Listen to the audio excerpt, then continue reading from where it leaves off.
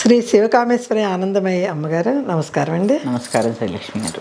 అమ్మ, మార్గశిర మాసము విశిష్టత, మార్గశిర మాసంలో ఏమేమి వ్రతాలు చేసుకోవచ్చు, పూజలు చేసుకోవచ్చు, ప్రేక్షకులకి మాకు వివరించండి అమ్మా. తప్పకుండా అండి. గురుబ్రహ్మ గురుర్విష్ణు గురుదేవో మహేశ్వర గురు సాక్షాత్ పరబ్రహ్మ తస్మై శ్రీ గురవే నమః. గురుబ్రహ్మ గురుర్విష్ణు గురుదేవో మహేశ్వర గురు సాక్షాత్ పరబ్రహ్మ తస్మై శ్రీ గురవే నమః. సదాశివసమారంభాం వ్యాసశంకరమధ్యమాం అస్మదాచార్యపర్యంతాం వందే గురుపరంపరాం. శివాయ గురవే నమః. శివాయ గురవే నమః. శివాయ గురవే నమః. శ్రీమాత్రే నమః. శ్రీమాత్రే నమః. శ్రీమాత్రే నమః. మార్గశిర మాసం యొక్క విశిష్టత. మొన్నటి వరకు కార్తీక మాసం గురించి, దాని విశిష్టత గురించి మాట్లాడుకున్నాం. ఇప్పుడు మార్గశిర మాసంలోకి అడుగు పెడుతున్నాం కాబట్టి దీని యొక్క విశేషాలు తెలుసుకుందాం. మార్గశిర మాసము లక్ష్మీనారాయణుడికి చాలా ప్రీతి గల మాసం అన్నమాట. మార్గశిర మాసం లాంటి మాసం లేదని కృష్ణ భగవానుడు చెప్తూ ఉంటాడు. ఆయనకి చాలా ప్రీతి అయిన మాసము అని కూడా చెప్తూ ఉంటాడు. ఇక్కడ ఈ మార్గశిర మాసంలో గురువారాలు చాలా ప్రాముఖ్యతని పొంది ఉంటాయి. అలాగే మార్గశిర మాసంలో వచ్చే పండుగలు చూస్తే సుబ్రహ్మణ్యేశ్వర షష్ఠి, దత్తాత్రేయ జయంతి, అలాగే వైకుంఠ ఏకాదశి, గీతా జయంతి, అనఘాష్టమి వ్రతము. అలాగే ఇంకా ఏంటంటే, మనం కార్తీక మాసం గురించి ఇందాక ప్రస్తావన ఎందుకు చేశాను అంటే, కార్తీక మాసంలో కేదారేశ్వర వ్రతం చేస్తూ ఉంటారు. అవునండి. అలాగే ఈ మార్గశిర మాసంలో కొంతమంది ఉమామహేశ్వర వ్రతము చేస్తూ ఉంటారు. ఉమామహేశ్వర వ్రతం అంటే ఇక్కడ శివకేశవ భేదం లేదు అని చెప్పడమే ముఖ్య ఉద్దేశం అన్నమాట. మనము ఇలా చెప్పుకుంటూ వెళ్తే ముందు గురువారాల గురించి చెప్పుకుందాం. మార్గశిర లక్ష్మీవారాలు అంటాం కదా. మార్గశిర లక్ష్మీవారాలు అంటూ ఉంటాము. మార్గశిర మాసంలో లక్ష్మీవారం అంటే గురువారం రోజు లక్ష్మీదేవి యొక్క ఆరాధన చాలా విశేషమైన ఫలితాన్ని ఇస్తూ ఉంటుంది. ఆ రోజు విశాఖపట్నంలో మార్గశిర మాసంలో వచ్చే గురువారాలన్నీ కూడా విశేషమైన పూజలు జరుగుతూ ఉంటాయి. విశాఖపట్నం కనక మహాలక్ష్మి. అక్కడ గురువారం చేసేవారు పూజ చేసుకున్నప్పుడు నియమం ఏంటి అంటే, ఆ రోజు కొబ్బరి నూనె తలకి రాసుకోవడం కానీ, కొబ్బరి తినడం కానీ, కొబ్బరి నివేదన చేయడం కానీ చెయ్యకూడదు. అంటే లక్ష్మీవారం మనం పూజ చేసుకుంటాం అమ్మా, చేసుకొని కొబ్బరికాయ కొట్టకూడదు అంటారా? కొట్టకూడదు. ఆ రోజు మాత్రం, ఆ రోజు కొబ్బరి నిషేధము. మార్గశిర మాసంలో వచ్చే లక్ష్మీవారం. మార్గశిర మాసం అందరూ లక్ష్మీవారం అంటే శుక్రవారం అనుకుంటారు, కాదు, గురువారం. మార్గశిర మాసంలో వచ్చే గురువారం రోజు, గురువారాన్నే లక్ష్మీవారము అంటారు. ఇక్కడ ఇలా గురువారం చక్కగా చేసుకోవచ్చు.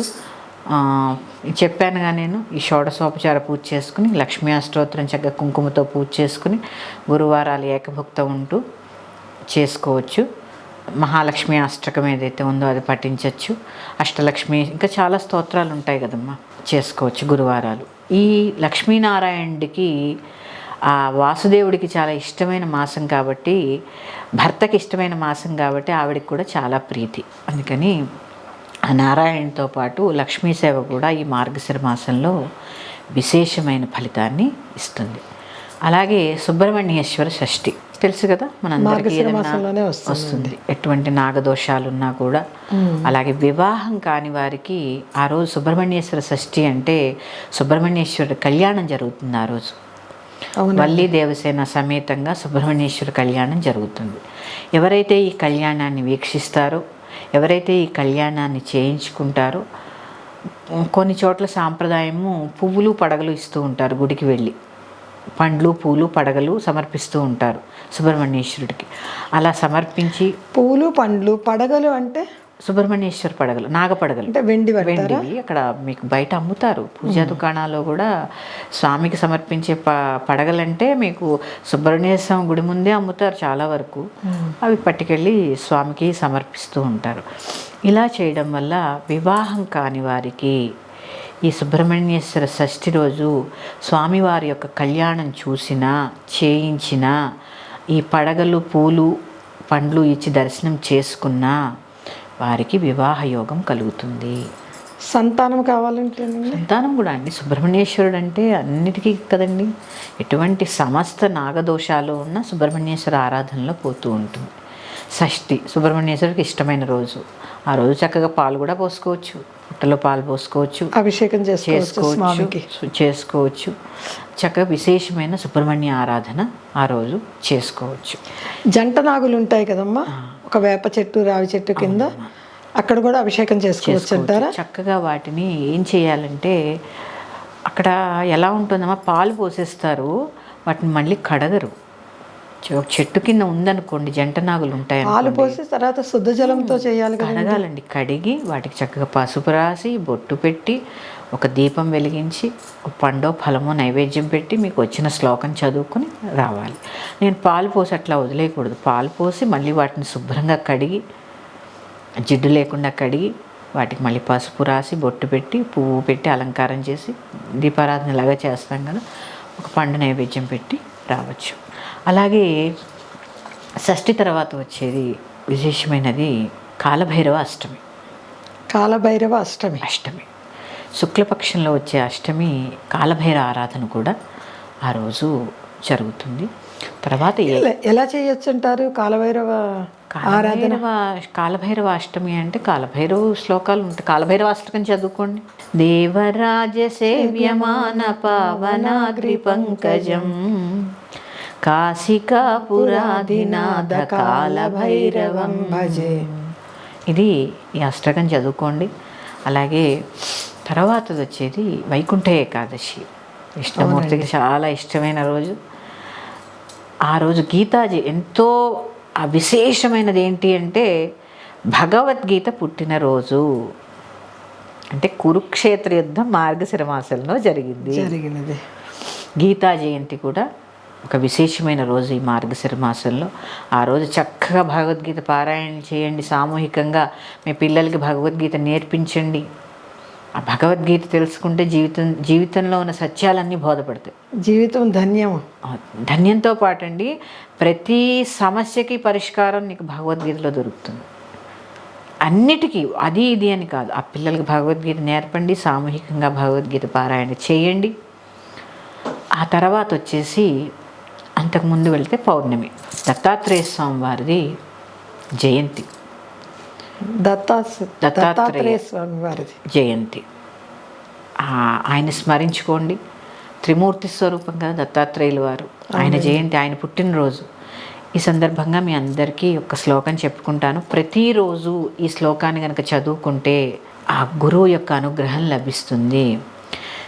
దత్తాత్రేయ హరే కృష్ణ ఉన్మత్తానందదాయక దిగంబర మునే బాల పిశాచ జ్ఞాన సాగర.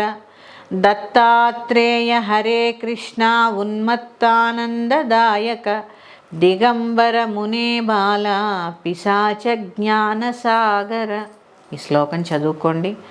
చక్కగా దత్తాత్రేయుడు వారి యొక్క పరిపూర్ణమైన అనుగ్రహం లభిస్తుంది. చెప్పాను కదా, ఉన్మత్తానందదాయక. ఆయన ఏ వేషంలో వస్తారో ఎలా కనిపిస్తారో తెలీదు. అందుకే దత్త చరిత్ర చదువుతూ ఉంటే ఆయన ఒక్కొక్కసారి మహిమలు చాలా విశేషంగా ఉంటాయండి. కుక్క పీలుస్తూ చింపిన బట్టలు కట్టుకుని, ఆయనతో ఎప్పుడు 4 కుక్కలు ఉంటాయి, 4 కుక్కలు 4 వేదాలు. ఆయన అలా చూసి స్నానం చేయకుండా వాసన వస్తూ ఇట్లా కనిపిస్తూ ఉంటారట. మహిమల్లో తెలుస్తూ ఉంటుంది. అందుకని ఆయన లీలలు అలా ఉంటాయి. లోకంతో వారి యొక్క పరిపూర్ణమైన అనుగ్రహం లభిస్తుంది. ఆ ముందుకు వెళితే ఇప్పుడు దత్తాత్రేయ స్వామి గురించి మాట్లాడుకుందాం. అనఘావ్రతము, అనఘాష్టమి, మార్గశిర మాసంలో వచ్చే కృష్ణ బహుళపక్ష అష్టమి రోజు అనఘావ్రతం చాలా విశేషమైన ఫలితాన్ని ఇస్తూ ఉంటుంది. ఈ అనఘావ్రతము దత్తాత్రేయుల వారికి ఒక సంసారం ఉంది, ఆయన భార్య అన్నమాట. ఆ అనఘావ్రతము వారిరువురికి కలిపి చేస్తారు. ఇక్కడ మనము ఈ అష్టసిద్ధులు ఏవైతే ఉంటాయో, అణిమాసిద్ధి, లగిమాసిద్ధి, గరిమాసిద్ధి, మహిమాసిద్ధి, ఈ అష్టసిద్ధులు ఏవైతే ఉంటాయో, ఈ సిద్ధులు ఈ అనఘావ్రతం చేయడం వల్ల సిద్ధి పొందుతారు. అలాగే అనఘాదేవి అంటే లక్ష్మీదేవి యొక్క స్వరూపము. చెప్పాను ఇందాక, దత్తాత్రేయ హరే కృష్ణ. దత్తాత్రేయుడు కృష్ణ స్వరూపము. అలాగే ఆవిడ అనగాదేవి లక్ష్మీ స్వరూపం, మహాలక్ష్మీ స్వరూపం, మహాలక్ష్మి స్వరూపము, ఐశ్వర్యాన్ని ఇస్తుంది. ఆవిడ కవిత్వం రాస్తూ ఉంటుంది అనగాదేవి. ఆవిడని కనుక ఉపాసన చేస్తూ ఉంటే సరస్వతీదేవి కూడా కవిత్వం బాగా రాస్తారనమాట. వాక్కుని కాదు, కవిత్వం బాగా రాస్తారు. అలాగే చెప్పాను కదా, ఈ అష్టసిద్ధులు కూడా ఈ వ్రతం చేసుకోవడం వల్ల వశమవుతాయి. విశేషమైన ఫలితాలని ఈ అనగా వ్రతం కూడా మనకి ఇస్తూ ఉంటుంది. అందరూ కూడా చక్కగా ఈ పుణ్యతిథుల్లో నేను ఏవేవైతే చెప్పానో అవన్నీ పాటిస్తూ ఆ లక్ష్మీనారాయణ యొక్క కృపకి పాత్రులు కాగలరు. శ్రీమాత్రే నమః.